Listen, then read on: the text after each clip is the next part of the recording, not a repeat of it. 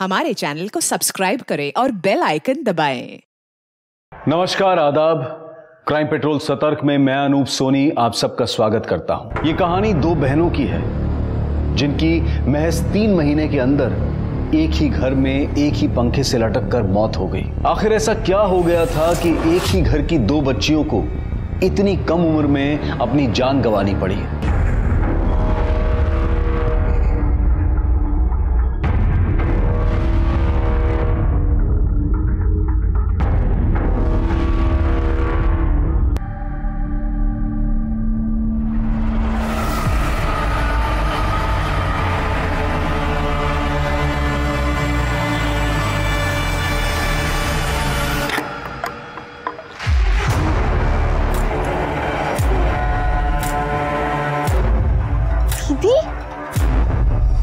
दीदी, पद्मा, तुम रो काहे रही हो? क्या हुआ? कुछ नहीं। अरे बता ना दीदी, वहाँ झाड़ियों में क्या करने गई थी? वो थोड़ा चक्कर आ रहा था ना, उल्टी जैसा लग रहा था, इसलिए हम वहाँ चले गए थे। बट अब ठीक है। पर उल्टी करने के लिए झाड़ियों में जाने की क्या जरूरत है? यही कहीं कर लेती ना। कितना बकबक करती है तू। चल घर जल्दी, देर हो रही है।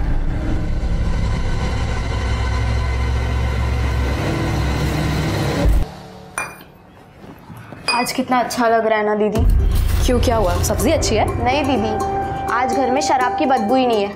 भगवान करे दुनिया से शराब ही गायब हो जाए। क्यों, तुझे क्या इतनी दिक्कत है शराब से? है दिक्कत मुझे।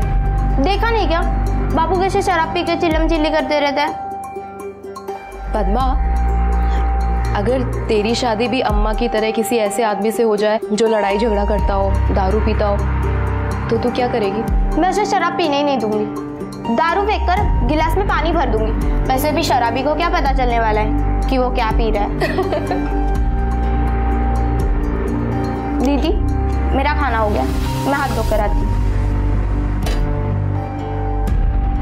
अरे हमारा वाला तो और बड़ा है। अरे गजेंद्र भाई, बात तो सुनो। मन ने अपने सेठ पे एक दिन की छुट्टी मांगी। फिर क्या हुआ? ससुरे ने कुत्ते जैसा मुंह बना लिया। जी में आया कि लात मार दूं उसको और उसकी नौकरी पे। साला झूठा बहादुर का किस्सा सुनाना कब बंद करोगे भाई?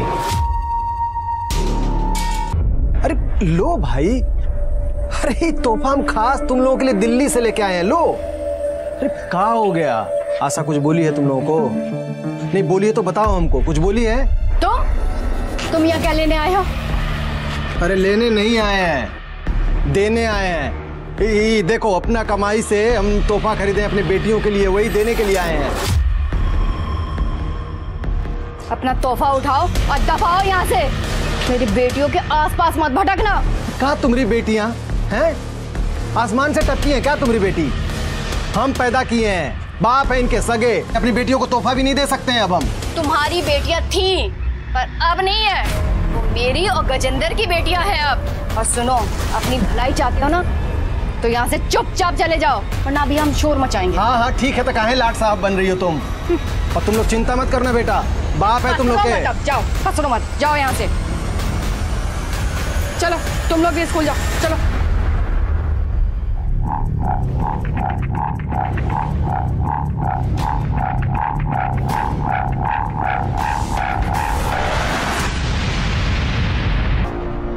दीदी,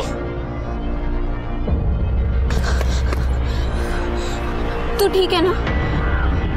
ये बावला छूट कैसे गया?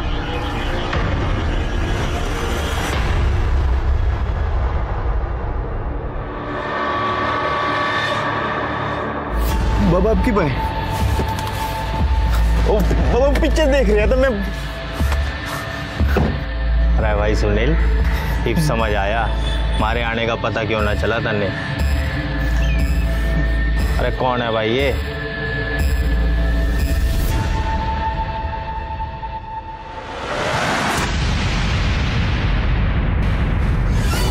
दीदी, तू बताए काहे नहीं रही है? झाड़ियों के पीछे है क्या? तू वहां क्या करने जाती है? डरती क्यों है उस रास्ते से? तू चुप हो जा, ऐसा कुछ नहीं है। झूठ मत बोलियो, मुझे पता है तेरे साथ कुछ गलत हो रहा है। कैसे बताऊं तुझे? तू नहीं समझेगी, बहुत छोटी है तू। छोटी नहीं हूँ मैं, सब समझ आता है। देख, या तो तू अम्मा को बता दे या फिर मैं बता दूंगी। कैसे बताऊँ अम्मा को? कोई फायदा है? तूने देखा है ना अम्मा हमारे साथ कैसे रहती है। अगर हम उनको बता भी देंगे ना तो भी वो विश्वास नहीं करेंगी। अरे 6 बज गए और अब तो अम्मा आती होगी और आते ही मुझे डांट पड़ जाएगी। अभी तक मैंने सब्जी भी नहीं बनाई। ये ले झोला और जा जल्दी से कद्दू लेके आ। हाँ, और ये ले पैसे। जा जा जल्दी जा जा।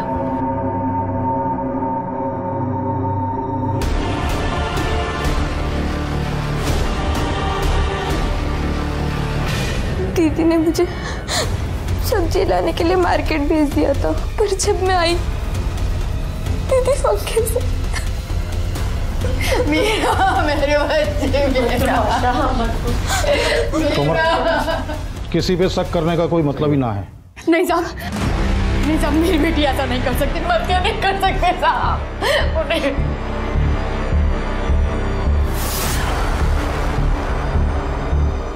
नहीं, क्या कर रही हो? सही तो कहने दरोगा जी। मीना ऐसा नहीं कर सकती, मीना ऐसा नहीं कर सकती। का ही केस है। नहीं, मीना ऐसा नहीं कर सकती।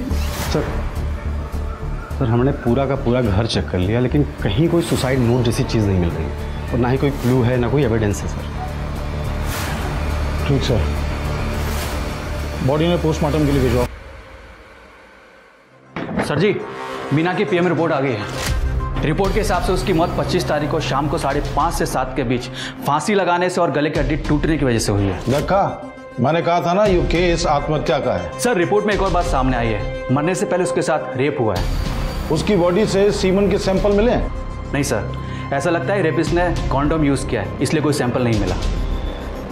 अरे गई भैंस पानी में, ये लागेगी बत्ती। यो ले, शुरुआत भी होगी। जी सर, ये भी आए सर। इन्वेस्टिगेशन चल रही है। वैसे केस तो सुसाइड का ही है जी। झूठ मत बोल, मन्ने पता है कि पीएम रिपोर्ट में क्या आया है। इसलिए मकारी दिखानी छोड़ और क्या करना है ये सोच, और जल्दी सोच, नहीं तो वो एनजीओ वाले हैं ना, तुम्हारे और मेरे दोनों के घर के बाहर ना धरना दे देंगे, मिट्टी पलीद हो जाएगी। यो तो मैं भी जानूं सर, पर बेरा ही नहीं पाट रहा, क्या करूं क्या ना करूं, कोई उपाय नहीं सूझ रहा है। रिश्वत दे के भर्ती हुआ है, के दिमाग है नहीं और पीआई बना बैठा है। अरे किसी ऐसे आदमी को उठा जो अपना बचाव भी ना कर सके और जनता जनार्दन जो है ये एक्सेप्ट भी कर लेवे कि बलात्कार उसी ने करा होगा। समझ में आया या और डिटेल में समझाऊं?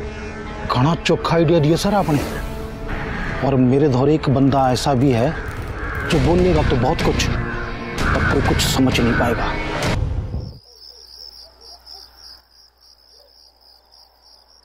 पद्मा, पद्मा, पद्मा, पद्मा। दीदी, तू कैसे आ गई यहाँ? मैं यहाँ तेरे लिए आई हूँ पद्मा, ये बताने के लिए कि ये जगह तेरे लिए ठीक नहीं है। तू भाग जा यहाँ से, चली जा कहीं। चली जाओ? कहाँ चली जाओ दीदी? और तू ऐसा क्यों कह रही है? देख, ज्यादा सवाल जवाब मत कर, मैं कह रही हूँ ना, भाग जा। दीदी कहाँ जा रही है? दीदी रुक जाओ दीदी, चली जा कहीं। दीदी, दीदी।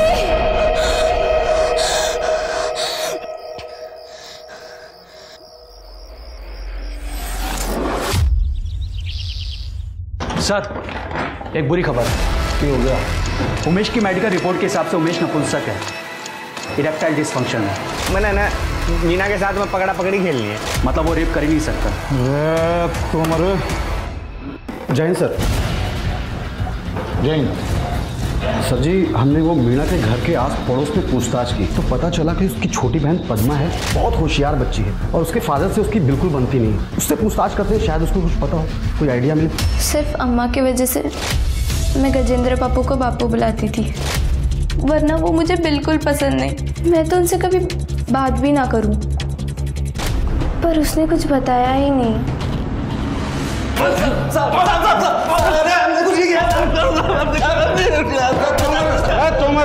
रोक ले रोक ले। देखो ठीक है साहब, देखो रोने धोने से कोई फायदा ना होने वाला है, लेकिन कबूल कर लेगा ना तो फायदे में रहेगा। और मैंने सब बेरा से तेरे खर्चे, तेरे चर्चे, तेरे किस्से कहानी सब जानूँ मैं। और ये भी जानता हूँ कि तैने ये छोरी मीना का रेप किया है। इसकी वजह से शर्म के मारे आत्महत्या कर ली उसने। नहीं यार, सौतेले सही, हम बाप तो है ना उसके साथ, सगी बेटी से ज्यादा प्यार करते हैं तो। फिर पद्मा ने जो देखा था वो क्या था? साहब ये बात सच है कि अब पूरा ज्यादा पी लिए रहे। फिर जब घर आए तो मीना आशा की चादर में सो रही थी। हमको समझ में नहीं आया, हम तो सोचे कि आशा है, लेकिन जब पद्मा ने चिल्लाया तो हमको मालूम चल गया था कि मीना है। बहुत शर्म आ रही थी साहब। मेरे आदमी ने जानबूझ के कुछ नहीं किया, वो दारू के नशे में उससे हो गया था। मुझे उसने सब कुछ सच सच बताया साहब। 5 साल हो गए हमारी शादी को। उसने गलत तरीके से छूना तो दूर की बात है, उसने इधर से देखा भी नहीं होगा कभी बच्चियों को। साहब माँ हूँ मैं उनकी, ऐसा कुछ होता तो क्या मैं बर्दाश्त करती? ठीक है, गजेंद्र ने ना किया तो फिर किसने किया? क्योंकि मीना का बलात्कार तो हुआ है। मैं कैसे बता सकती हूँ साहब किसने किया? हाँ बस इतना जरूर बता सकती हूँ कि जो कोई भी है इंसान का बच्चा नहीं है साहब। मेरी बच्ची के साथ इतना गंदा काम किया। ठीक है ठीक है ठीक है ठीक है, जाओ। कितने गिरे हुए आदमी हो तुम, तेरे को शर्म नहीं आती इतनी गंदी हरकत करते हुए? इसमें बेशर्मी की क्या बात है आशा? बोलो, हमारी मीना को तो तुम लोग खा गए, अब क्या चाहते हो? पद्मा को भी हमसे छीनना चाहती हो? चुप चुप एकदम। अम्मा झगड़ा मत करो, हमें जाना है। नहीं, इससे डरने की कोई जरूरत नहीं, हम है ना तेरे पास। हम डर नहीं रहे, हमें खुद जाना है। पद्मा चलो। बेटा देखा, ये है हमारी बेटी जो हमारा दर्द समझती है। तू चिंता मत कर बेटा, हम तुम्हारा पूरा ख्याल रखेंगे हैं?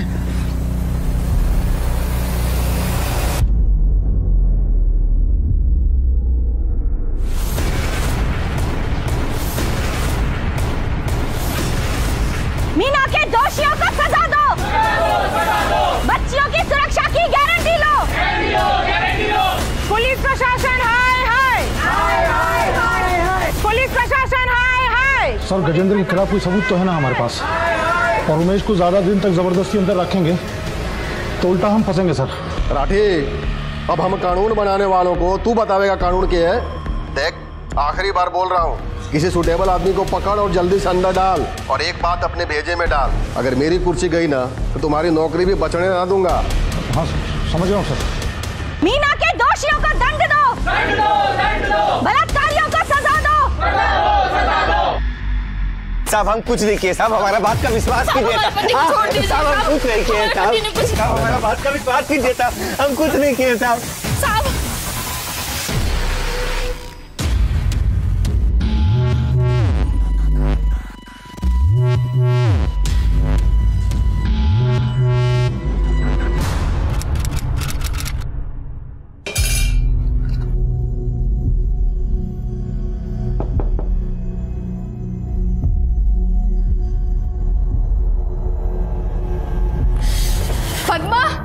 मेरा बच्चा, तू आ गई बच्ची, मेरी बच्ची। अपनी माँ को छोड़ के वापस तो नहीं जाएगी ना फिर से? मैं पानी लेके आती हूँ।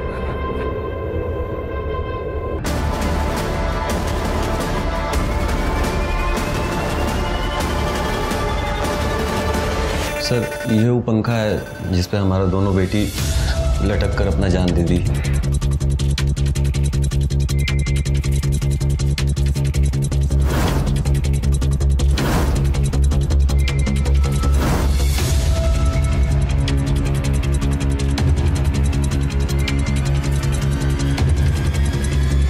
वो स्टूल कहाँ है जिस पर चढ़कर दोनों बच्चियों ने फांसी लगाई थी खुद को? जरा नापो, इसकी हाइट कितनी है? Sir 1 foot 8 inch. शर्मा, दोनों लड़कियों की हाइट लगभग सेम ही है। मतलब सर? पद्मा ने सुसाइड नहीं किया, वो खुद नहीं लटकी है, उसे किसी ने लटकाया है।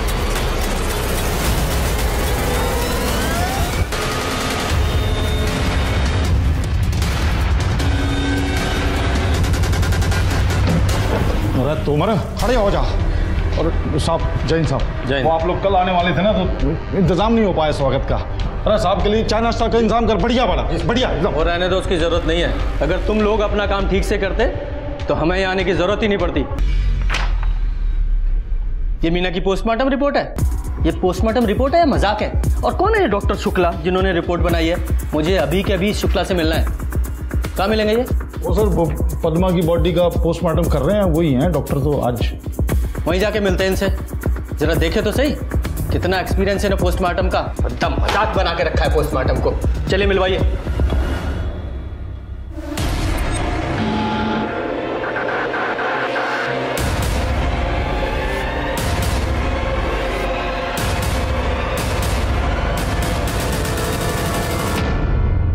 सर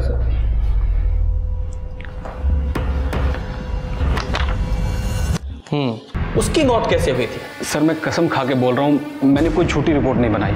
मीना ने सचमुच फांसी लगाई थी और उसके गले की हड्डी भी टूटी हुई थी।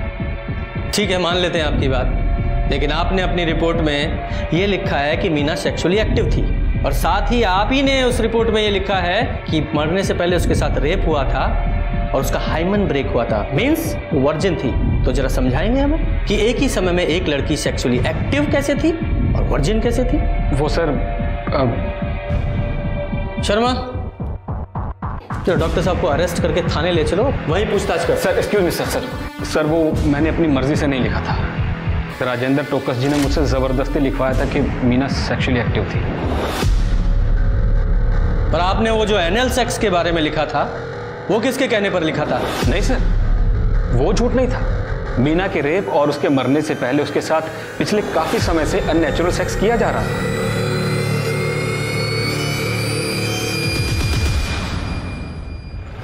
सर पर मेरे ये समझ में नहीं आया कि पद्मा का मर्डर क्यों हुआ। फिर कौन और क्यों पद्मा को मारेगा, और मारा इस तरह कि सबको ये लगे कि पद्मा ने सुसाइड किया। शायद इसका रीजन कुछ और हो। शायद उसे पता हो कि मीना के साथ रेप किसने किया है और इसीलिए उसे मार दिया गया। और ये तो क्लियर है कि वो रेप राधेश्याम ने तो नहीं किया, क्योंकि रेप के झूठे इल्जाम और बेइज्जती की वजह से उसने सुसाइड किया। क्या बात है इंस्पेक्टर साहब, आप तो करंट से भी तेज चल रहे हो। आप जानते क्या हो मेरे गांव के बारे में? कितना जानते हो जो आपने ये अंदाजा लगा लिया कि कल्प्रिट कोई लोकल ही होगा? राजेंद्र जी, मुझे आपके गांव के बारे में नहीं, अपने क्राइम और कल्प्रिट के बारे में ज्यादा जानने की जरूरत है। फिर वो आपका लोकल पीआई राठी, उसका इस केस में कितना इन्वॉल्वमेंट है वो भी मैं अच्छी तरह से समझ रहा हूं। तो अब आप ये बताइए कि आप किसको और क्यों बचाने की कोशिश कर रहे हैं?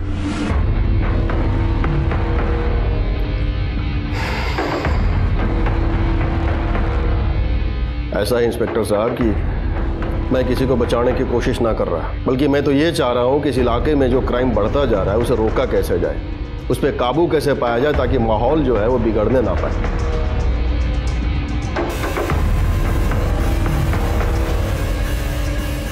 हेलो, इधर कौन है ये?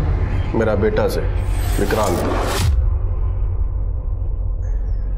करता क्या? ऐश करता हूँ। तो दिक्कत है? नहीं, ऐश अगर इलीगल नहीं है तो कोई दिक्कत नहीं है, वरना दिक्कत ही दिक्कत है। जब दिक्कत होगी तब देखी जाएगी। चलो चल। ऐश शर्मा, ये मीना और पद्मा, इन दोनों की डिटेल्स निकालो, और साथ में इस विक्रांत की भी। मुझे जानना है ये कौन सी और कैसी ऐश करता है।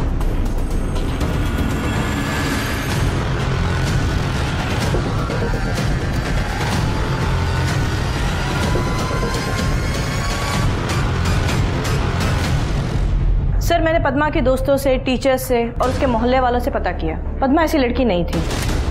वो काफी बहादुर लड़की थी सर, मुझे नहीं लगता वो सुसाइड करेगी। सर मीना के पड़ोस में एक दिमागी तौर पे कमजोर लड़का रहता है, उमेश। उमेश, ये वही लड़का है ना जो पद्मा के मर्डर से ठीक पहले पद्मा के घर में घुसा था? सर मीना और पद्मा दोनों की केस फाइल्स और एविडेंसेस को मैं चेक कर रहा था, तब पद्मा की केस फाइल में ये मिला है। जब पद्मा को फैन से नीचे उतारा जा रहा था, उसके हाथ में ये बाल के टुकड़े फंसे हुए मिले थे। पुलिस स्टेशन है या तबेला है? इस एविडेंस को फॉरेंसिक के लिए क्यों नहीं भेजा गया अभी तक? सर वो शायद राठी सर भूल गए होंगे। भूल गए होंगे या जानबूझकर उन्होंने भेजा? क्योंकि बहुत सारी चीजें उन्होंने इस केस में जानबूझकर नहीं की हैं। शर्मा, इसे लो, इसे प्रायोरिटी बेसिस पे डीएनए टेस्ट के लिए भेजो और सारे सस्पेक्ट से मैच कराओ। सर जी, वो मदन भी हो सकता है। मदन? ये मदन कौन है?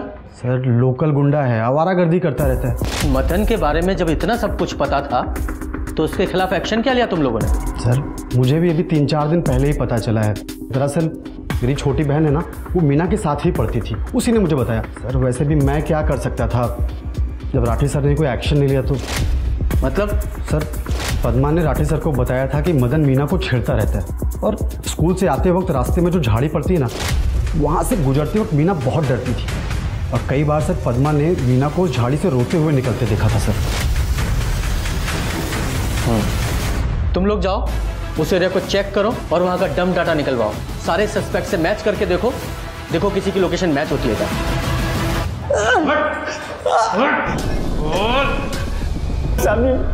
पद्मा तो बालक थी, मुझे तो मीना पसंद थी साहब जी, पर वो मैंने घास ही नहीं डालती थी। पद्मा की नहीं, मीना की बात कर रहे हैं हम। स्कूल आते जाते छेड़ता था ना तू उसे, और झाड़ियों के पीछे ले जाकर उसके साथ दुष्कर्म भी करता था। पद्मा ने वो करते हुए तुझे देख लिया तो पद्मा को मार डाला तूने? ना साहब जी, मीना का मैंने सिर्फ 1-2 बार हाथ ही पकड़ा होगा, और मैंने पद्मा को नहीं मारा साहब जी। किसी को नहीं मारा तूने?